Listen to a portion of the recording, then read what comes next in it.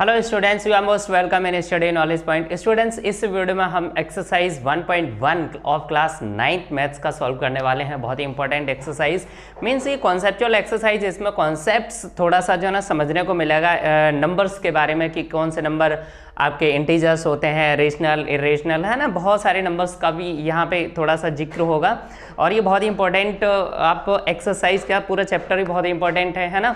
ये बेसिकली जो है आप लास्ट स्टडी जो कर चुके हैं ना, लास्ट आपके क्लासेस में जो भी आपने नंबर्स के बारे में स्टडी किया होगा उन सभी का यूज़ होने वाला है। बट नो प्रॉब्लम, अगर ये नंबर सिस्टम के बारे में नहीं भी पता है, थोड़ा बहुत ही मालूम है, तो यहाँ पूरी बात आपको समझ में आने वाली है, क्योंकि इस वीडियो में एक्सरसाइज सॉल्व करने के साथ साथ में हम यहाँ पे कॉन्सेप्ट को भी लेके चलेंगे, नंबर्स को समझेंगे भी और साथ में क्वेश्चंस को सॉल्व भी करेंगे। तो बहुत ही ध्यान से इस वीडियो को देखना, बहुत ही इंपॉर्टेंट आपके लिए ये वीडियो होने वाला है, ठीक है ना।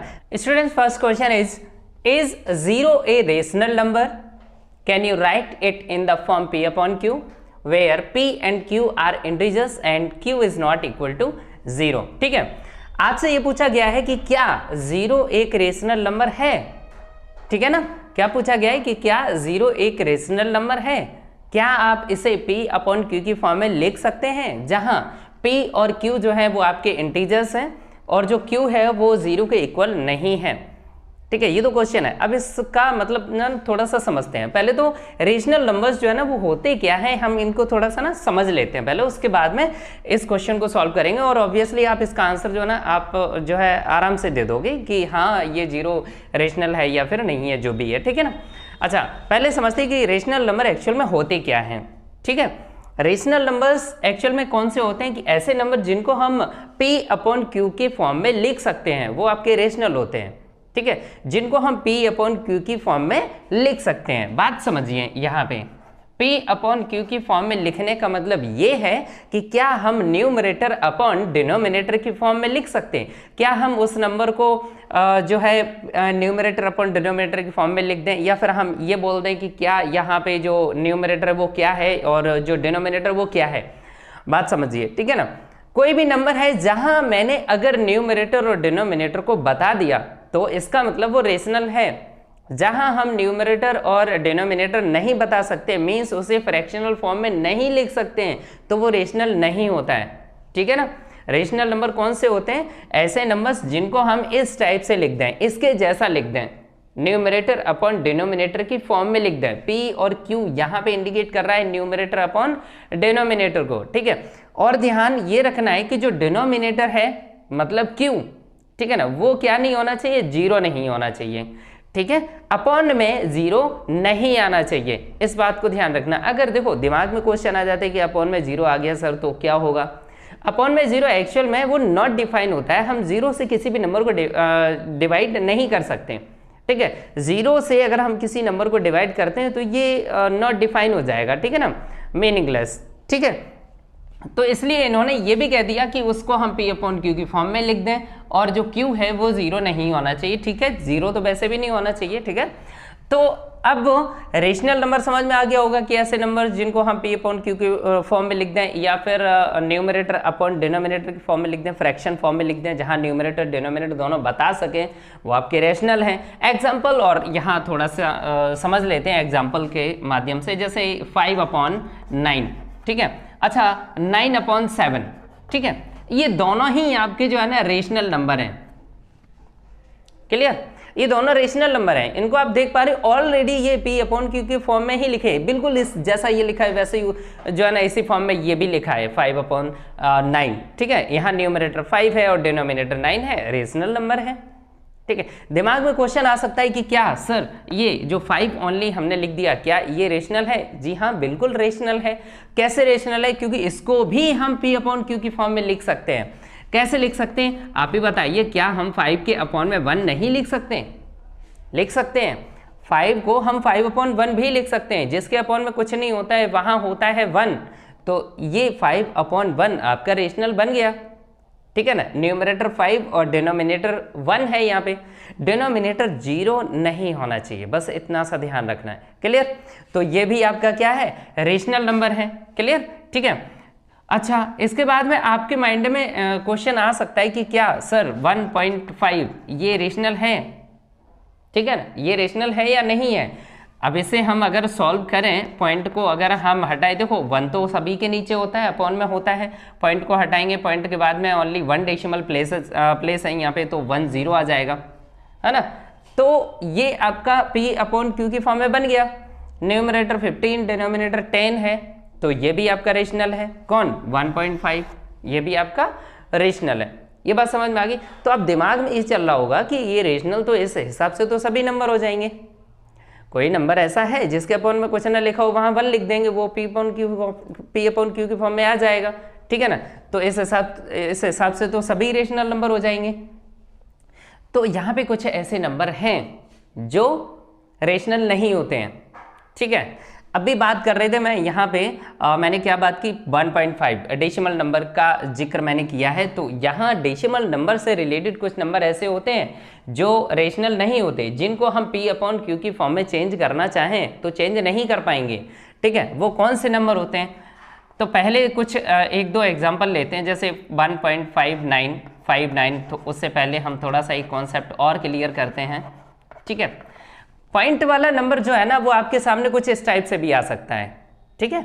1 पॉइंट, ये तो देखो, ये जो 1.5 था ओनली, इसके पॉइंट के बाद में कोई भी डिजिट्स है ना रिपीट नहीं हो रहे थे, बट मे बी कि डिजिट्स रिपीट कर रहे हो, है ना, ऐसा भी हो सकता है। तो उस केस में आपके पास 2 टाइप के नंबर आएंगे, एक तो ये और एक ये 1.35353555, है ना, इस टाइप से भी नंबर आ सकते हैं, ठीक है। अब हम इन दोनों में डिफरेंस थोड़ा सा देखेंगे। पहली बात कि ये दोनों ही नंबर नॉन टर्मिनेट हैं, इनका प्रोसेस रुक नहीं रहा है, कंटिन्यू चल रहा है, इनका एंड कहाँ पे है पता नहीं, ये नॉन टर्मिनेट नंबर है दोनों, क्लियर, ठीक है। अच्छा, दूसरी बात कि यहाँ हम क्या देख पा रहे हैं कि 595959 यहाँ रिपीटेशन हो रहा है, बट यहाँ रिपीटेशन नहीं है। 35355 3555, है ना, यहाँ पे 5 1 टाइम था, यहाँ 2 टाइम्स है, यहाँ 3 टाइम्स है, नेक्स्ट एंड सो ऑन, मतलब 4 टाइम 5 टाइम्स 6 टाइम्स, ऐसे मतलब 5 वहाँ पे बढ़ रहा है।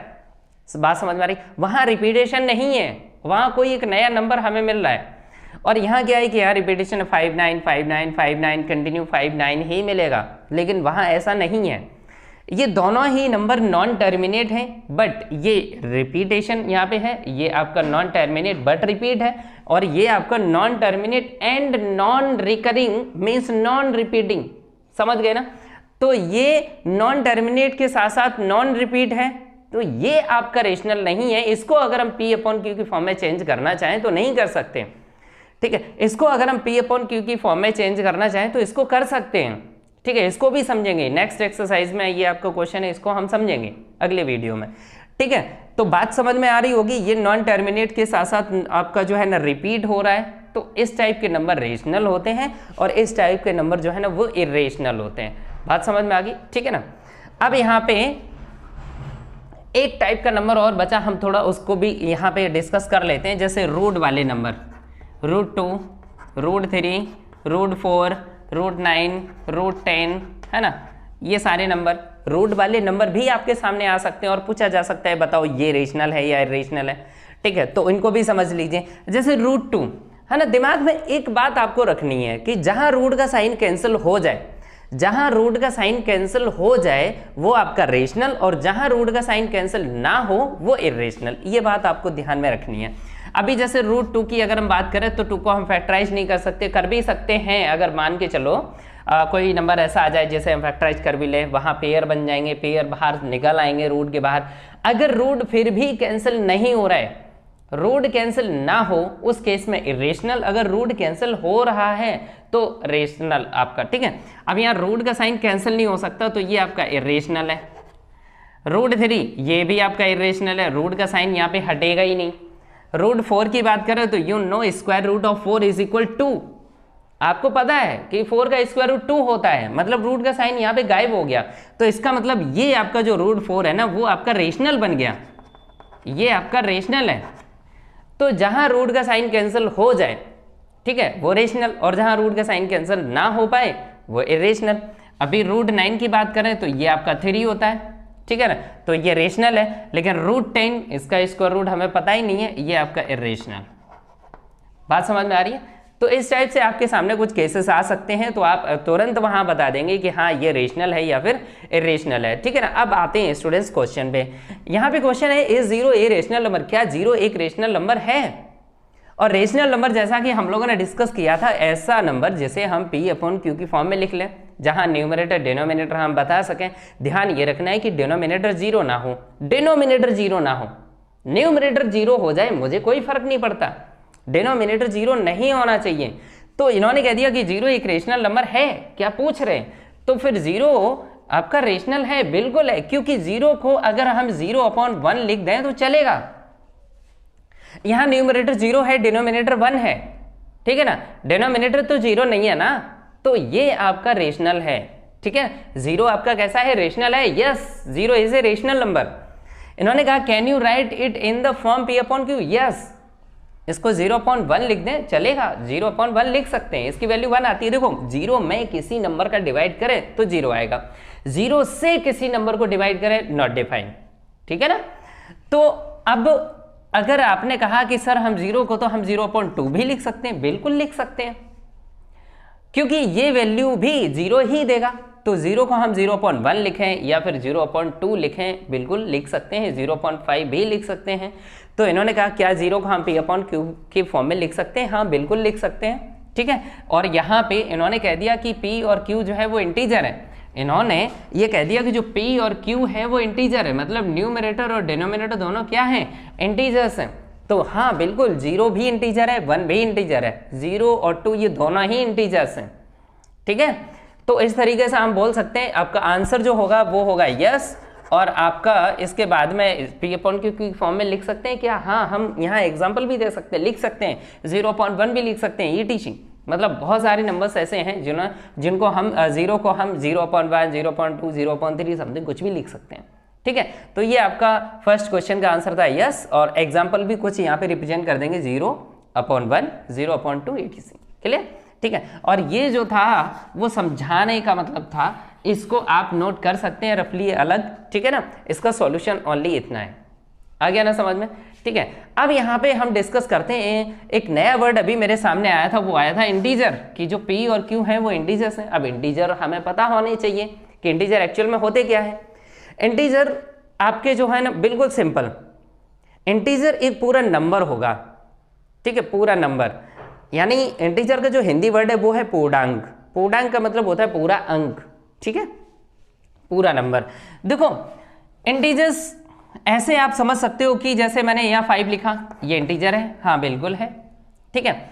इंटीजर पॉइंट में नहीं होगा, सीधी सी बात है कि इंटीजर एक सीधा सीधा नंबर होगा। देखो मैं आपको एग्जांपल बताता हूँ, जैसे आपने अपनी क्लास के स्टूडेंट को काउंट किया, ठीक है, उसमें कोई स्टूडेंट छोटा है या फिर कोई स्टूडेंट बड़ा है, जैसे हाँ यहाँ पे क्लास के नहीं, हम पूरे स्कूल की बात करते हैं। स्कूल में नंबर ऑफ स्टूडेंट्स, ठीक है, उसमें बड़े बच्चे भी होंगे, छोटे बच्चे भी होंगे, छोटी क्लासेस के बच्चे छोटे होंगे, बड़ी क्लासेस के हायर जो क्लासेस हैं उनके बच्चे, जो सीनियर क्लासेस के बच्चे हैं वो बड़े होंगे, ठीक है। अब हम टोटल नंबर ऑफ स्टूडेंट्स की बात करें तो एग्जैक्टली नंबर में बताएंगे कि या 1500 स्टूडेंट्स, है ना, एग्जैक्टली नंबर बताएंगे। अब ऐसा तो नहीं है कि अगर कोई छोटा बच्चा है तो हम पॉइंट में बता देंगे कि हाँ 1500.5 स्टूडेंट्स, ऐसा नहीं बता सकते हैं ना।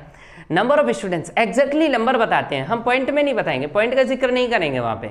इंटीजर सीधा सीधा एक नंबर होता है, मे बी पॉजिटिव और नेगेटिव, ऐसा हो सकता है, पॉजिटिव भी हो सकता है, नेगेटिव भी हो सकता है। जैसे -3 इंटीजर है, -5 इंटीजर है, -105 इंटीजर है, क्लियर, 2005 हाँ इंटीजर है, क्लियर, ठीक है। पॉजिटिव और नेगेटिव हो सकते हैं, पॉइंट में नहीं हो सकते, अपॉन में नहीं हो सकते। 1/2 इंटीजर नहीं है, क्योंकि ये सॉल्व करेंगे तो ये वैल्यू जो है ना पॉइंट में देगा, है ना। इंटीजर एग्जैक्टली आपका सीधा सीधा नंबर होना चाहिए जो सीधा वैल्यू देगा, मतलब इंटीजर सीधी एक वैल्यू एक्यूरेट, ठीक है, पॉइंट में नहीं होगा, फ्रैक्शन में नहीं होगा, सीधी सी वैल्यू देगा, पूरा एक होल नंबर देगा। बात समझ में आ रही है ना। तो देखो होल नंबर भी आ गया, तो होल नंबर को भी डिस्कस कर लेते हैं। अच्छा इंटीजर क्लियर हो गया होगा ना। 1.5 इंटीजर है, नहीं है। ओनली 5 इंटीजर है, यस। 1 इंटीजर है, यस। -1, yes, clear. तो ये इंटीजर सीधे सीधे नंबर होते हैं, उसमें कोई भी पॉइंट में या अपॉन में नंबर नहीं होता है, क्लियर, ठीक है। अब यहाँ पे अगर होल नंबर का जिक्र आ गया तो होल नंबर को भी समझ लेते हैं स्टूडेंट्स, होल नंबर और नेचुरल नंबर, ठीक है। नेचुरल नंबर काउंटिंग नंबर होते हैं, ठीक है। अब नेचुरल नंबर जो है ना वो काउंटिंग नंबर होते हैं। काउंटिंग नंबर आप कहाँ से काउंट स्टार्ट करते हो? 1 से स्टार्ट करते हो। आपने अपनी क्लास के नंबर ऑफ स्टूडेंट्स जैसे टोटल काउंट अगर करें तो 1 से स्टार्ट करें, 1 2 3 4 5 6 है ना, ये सभी नंबर एंड सो ऑन तक पता नहीं कहाँ तक जाएंगे। तो ये जो है नेचुरल नंबर है। होल नंबर क्या है? All natural number together with zero, उसमें जीरो और शामिल कर लीजिए, 0 1 2 3 4 5 6 एंड सो ऑन, ये सभी होल नंबर हो गए आपके। ये बात समझ में आ गई? ठीक है, क्लियर? आगे बढ़ते हैं स्टूडेंट्स। तो ये आपका थोड़ा सा डिस्कशन था एक्स्ट्रा, वो हमने कर लिया और ये आपका सॉल्यूशन हो गया फर्स्ट क्वेश्चन का। इसके बाद में अब हम बात करते हैं नेक्स्ट क्वेश्चन पे। Find 6 rational number between 3 and 4। 3 और 4 के बीच में आपको रैशनल नंबर्स फाइंड करने हैं, वो भी कितने? 6 रैशनल नंबर्स फाइंड करने हैं। ठीक है, रैशनल नंबर देखो 3 और 4 के बीच में, अब रैशनल तो P अपॉन Q की फॉर्म में लिखा जा सकता है। अगर P अपॉन Q की फॉर्म में जैसे लिखा है ऑलरेडी तो ठीक है, अगर ओनली नंबर लिखा है जैसे 5 लिखा है तो वो भी रैशनल होता है। 5.1 रैशनल है, 5/7 रैशनल है। ठीक है ना, तो आप यहाँ पे अपना दिमाग लगा सकते हो कि 3 और 4 के बीच में ऐसे तो ढेर सारे नंबर होंगे, 3.1 3.12 3.111 है ना, 3.125 समथिंग, ऐसे बहुत सारे नंबर होंगे। तो 3 और 4 के बीच में आपके जो है ना, यहाँ पे इन्होंने 6 रैशनल नंबर पूछे, लेकिन 3 और 4 के बीच में इनफाइनाइट रेशनल नंबर्स हैं। ठीक है, तो आप पॉइंट में भी इनकी वैल्यूज को बता सकते हो, पॉइंट में भी इनका आंसर दे सकते हो। हमें तो रेशनल नंबर चाहिए। रेशनल नंबर आपने यहाँ बता दिया कि नहीं सर हम तो 3.5 3.6 3.7 3.52 ये वाले बताएंगे। 1 2 3 4 एक और नंबर ले लिया आपने 3.37 ये वाला। अरे भाई ये रेशनल नंबर हैं और ये इनके बीच के ही हैं। ध्यान क्या रखना है कि 3 और 4 के बीच का ही होना चाहिए। ठीक है ना, अब प्रोसेस क्या है, सॉल्व करने का जो मेथड है वो क्या है, स्टूडेंट्स वो समझते हैं। ऐसे क्वेश्चंस अगर आपके सामने आ जाते हैं, ठीक है, तो उनको हम सॉल्व कैसे करेंगे। तो पहला स्टेप आपको क्या ध्यान रखना है कि जो भी नंबर्स गिवन है उनके बीच के रेशनल नंबर हमें फाइंड करना है, चाहे कितने भी फाइंड करने हैं, उनका जो डिनोमिनेटर है वो सेम होना चाहिए। अगर सेम नहीं है तो करेंगे। क्लियर? ठीक है, हमने क्या देखा 3 एंड 4। ठीक है, 3 एंड 4 इनके बीच के मुझे रेशनल नंबर फाइंड करने हैं। तो इनका जो डिनोमिनेटर है वो ऑलरेडी सेम है, ऑलरेडी सेम है। इनके अपॉन में क्या है 1 है, यहां पर भी क्या है 1 है, डिनोमिनेटर ऑलरेडी सेम है। अगर सेम नहीं होता तो हम उनको सेम करते हैं। ठीक है, अच्छा अब हमने देख लिया कि न्यूमरेटर जो डिनोमिनेटर जो है इनका सेम है। मुझे 6 रेशनल नंबर फाइंड करने हैं। न्यूमरेटर के बीच में हमें कोई भी अभी इंटीजर नहीं दिख रहा। 3 और 4 के बीच में कोई इंटीजर मिल रहा है? नहीं मिल रहा है। ठीक है, तो इस केस में क्या करेंगे, अगर 6 रेशनल नंबर आपको फाइंड करना है तो 7 का मल्टीप्लाई कर देंगे सभी में। ठीक है, किसका मल्टीप्लाई कर देंगे 7 का। 3/1 में भी हम यहाँ 7 का सभी में करेंगे, न्यूमरेटर डिनोमिनेटर सभी में, और दोनों नंबर्स में करेंगे। ठीक है, 7 × 7।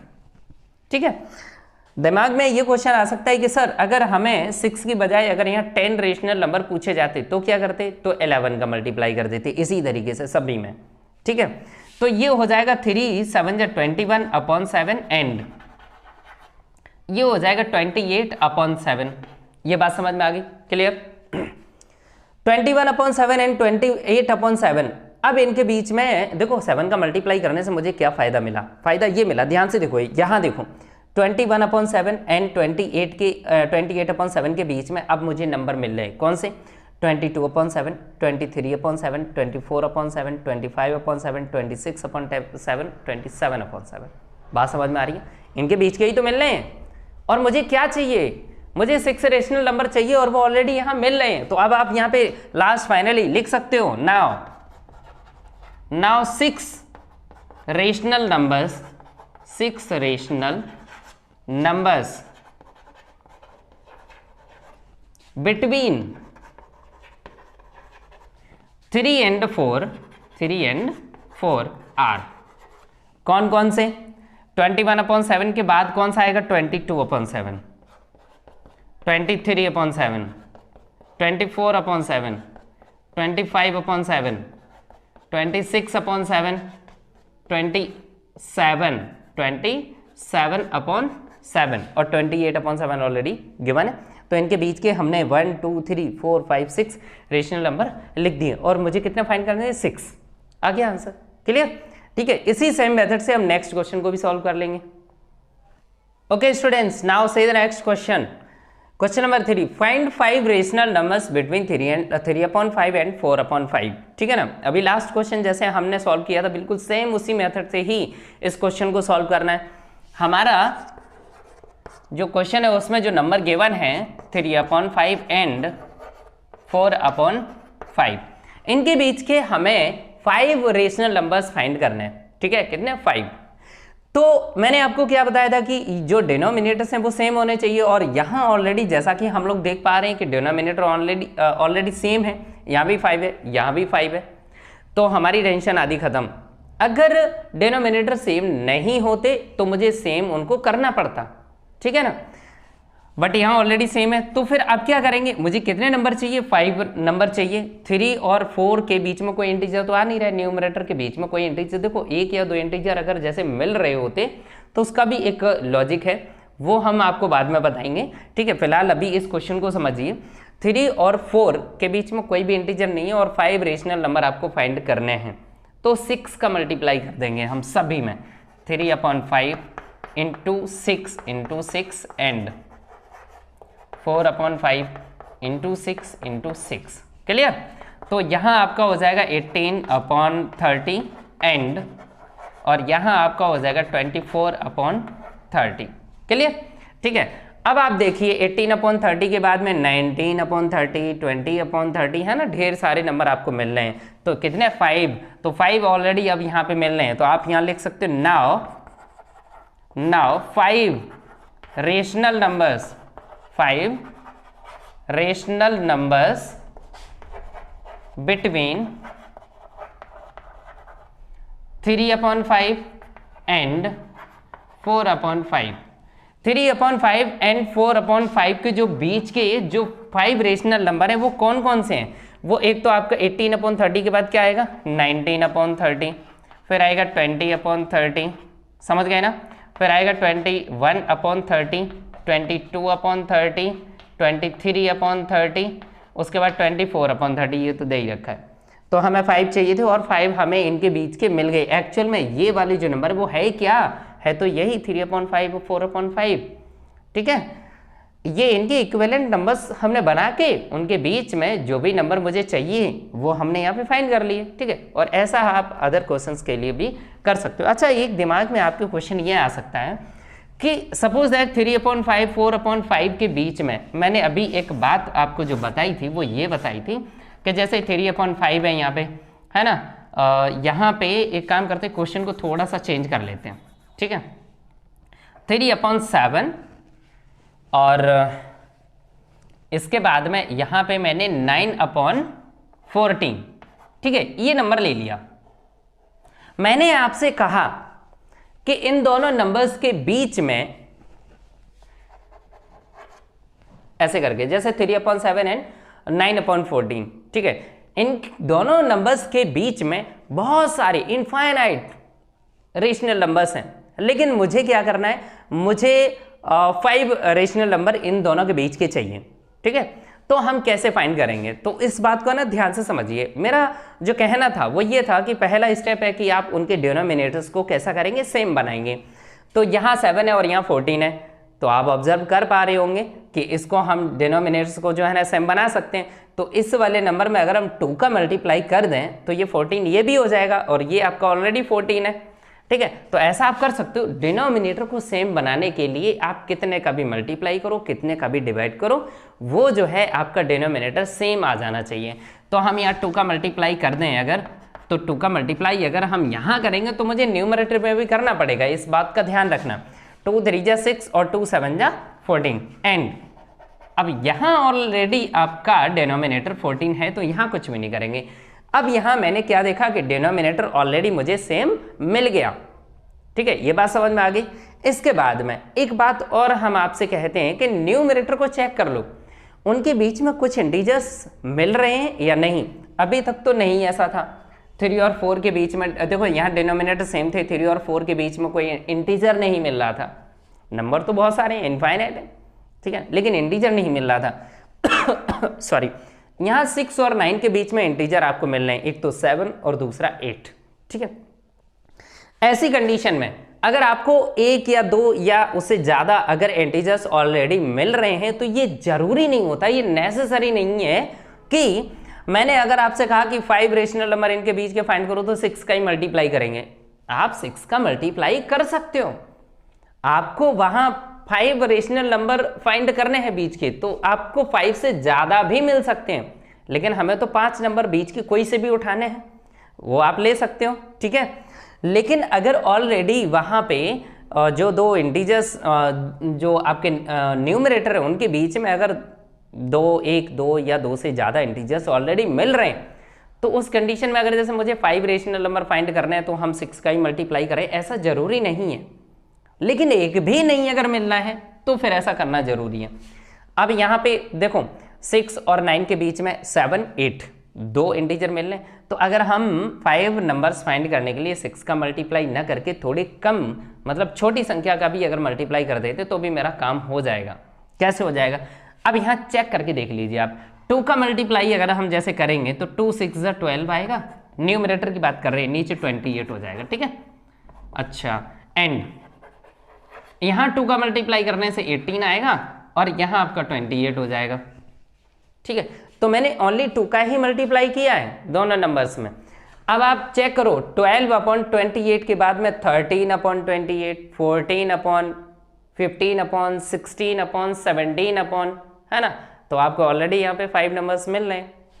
कौन कौन से मिल रहे हैं, 13/28, 14/28, 15/28, 16/28, 17/28, तो ये 5 नंबर्स आपको मिल गए, 2 का ही मल्टीप्लाई करने से मिल गए।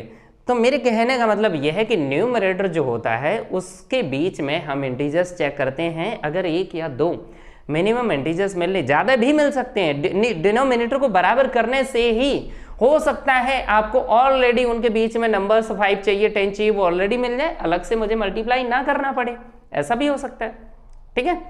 तो फिलहाल ये 2 क्वेश्चन आपके थे, क्वेश्चन नंबर 2 और 3, ये आपके एनसीईआरटी बुक एक्सरसाइज 1.1 के थे, जिनको मैंने आपको समझाया। इस मेथड से आप और भी अदर टाइप के क्वेश्चंस को भी सॉल्व कर सकते हो। उम्मीद करते हैं आपको ये कॉन्सेप्ट तो समझ में आ गया होगा, ठीक है। अच्छा स्टूडेंट्स, अब हम देखते हैं नेक्स्ट क्वेश्चन। ओके स्टूडेंट्स, देखिए अब आपका next question, state whether the following statement are true और फॉल्स, ठीक है। अगर फॉल्स है तो उसका रीजन भी आपको यहाँ पे बताना पड़ेगा। First question is every natural number is a whole number, क्या सभी नेचुरल नंबर होल नंबर होते हैं? ये बात आपको तब पता होगी जब आपको नेचुरल नंबर, होल नंबर, इनके सबके बारे में पता होगा, ठीक है ना। सेकेंड है every integer is a whole number, क्या जो सभी इंटीजर होते हैं वो होल नंबर होते हैं, ठीक है। Every rational number is a whole number, सभी रैशनल नंबर जो है ना वो होल नंबर होते हैं, ठीक है। तो पहले तो हम इनके बारे में थोड़ा सा समझ लेते हैं, इनका जो है ना बेसिक समझ लेते हैं। पहले तो हम समझ लेते हैं नेचुरल नंबर क्या होते हैं, ठीक है। नेचुरल नंबर 1 से स्टार्ट होते हैं, 1 2 3 4 5 और एंड सो ऑन, आगे भी हैं, पता नहीं कहाँ तक जाएंगे मुझे नहीं पता, बट ये पता है कि 1 से स्टार्ट हो रहे हैं, 1 2 3 4 5 है ना, and so on. All counting number और called natural number, clear. Whole number की बात कर लेते हैं स्टूडेंट्स। होल नंबर जो है ना वो कौन से होते हैं कि जितने भी काउंटिंग नंबर्स हैं वो सभी टुगेदर विद जीरो भी शामिल हो जाता है इनमें, तो ये आपके बन जाते हैं होल नंबर। क्या बन जाते हैं? होल नंबर, ठीक है। ये भी इनका भी एंड पता नहीं है, ये भी आगे चलते ही जाते हैं, ठीक है ना। इसके बाद में और किसका यहाँ पे जिक्र किया गया? इंटीजर का। किसका? इंटीजर का, ठीक है ना, इंटीजर्स। अच्छा इंटीजर कौन से होते हैं ये बात मैंने आपको अभी थोड़ी देर पहले बताई थी, 0 1 2 3 एंड सो ऑन। इधर आपका -1 -2 -3 -4 एंड सो ऑन, ये सभी नंबर। लेकिन होना चाहिए पूरा नंबर, पॉइंट में नहीं होना चाहिए, अपॉन में नहीं होना चाहिए। इंटीजर कहता है कि सीधा सीधा नंबर हो, चाहे वो नेगेटिव हो चलेगा, पॉजिटिव हो वो भी चलेगा, 0 भी एक इंटीजर है। बात समझ में आ रही है? अब यहाँ अगर आपको समझ में आ गई है बात, तो अब क्वेश्चन को देखिए। Every natural number is a whole number. जितने भी नेचुरल नंबर हैं वो सारे नेचुरल नंबर होल नंबर भी हैं या नहीं, आप देख पा रहे हो। जितने भी नेचुरल नंबर हैं 1 से स्टार्ट हो रहे हैं सारे, वो सभी होल नंबर में भी आ रहे हैं, बिल्कुल आ रहे हैं।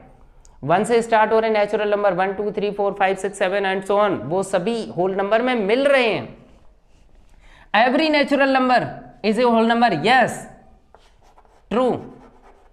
सभी नेचुरल नंबर जो हैं वो होल नंबर होते हैं, क्लियर। अगर अब यहां पे थोड़ा सा समझिए, अगर ये कहते every whole number is a natural number, सभी होल नंबर नेचुरल होते हैं, अगर ये ऐसा कहते तो ये गलत हो जाता। सभी होल नंबर नेचुरल नहीं होते। क्यों नहीं होते? जीरो नहीं होता। सभी होल नंबर जो है ना वो नेचुरल नहीं होते। क्यों नहीं होते? क्योंकि होल नंबर में जीरो भी आता है और जीरो नेचुरल नहीं है।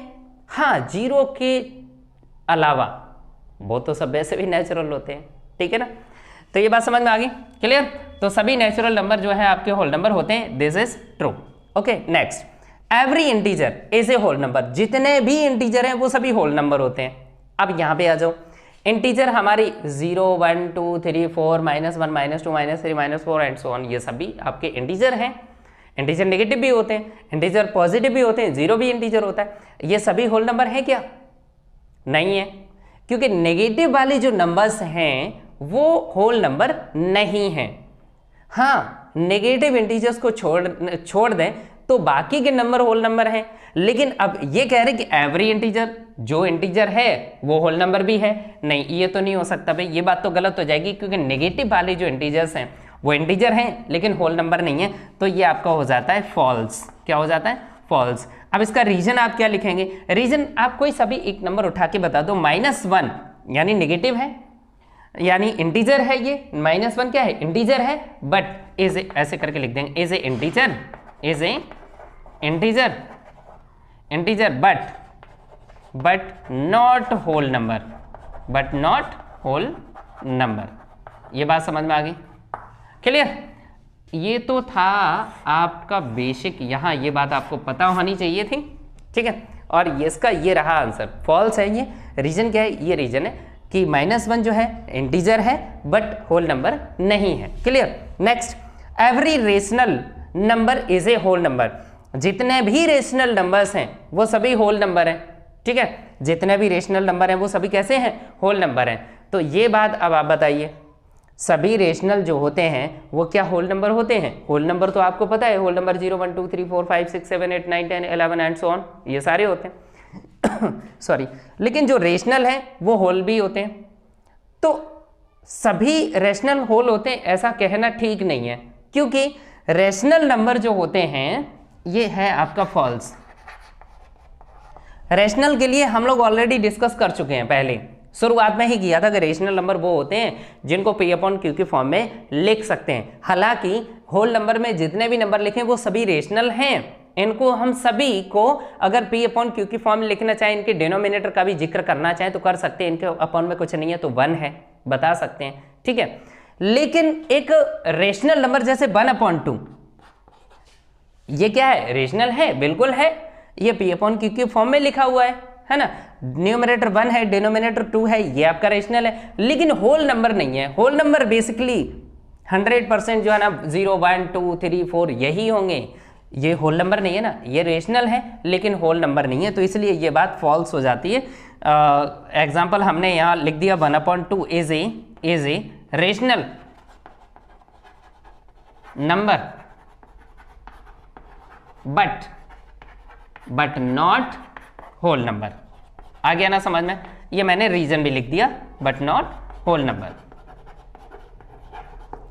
ठीक है। तो स्टूडेंट्स ये थे इंपॉर्टेंट क्वेश्चन। इनके साथ में कुछ बेसिक जो आपका बहुत जरूरी था यहाँ पे बताना, जिक्र करना उनका, कि natural number, whole number, rational क्या होते हैं, इंटीजर्स क्या होते हैं। उम्मीद करते हैं आपको ये सारी चीज़ें बहुत अच्छे से समझ में आई होंगी।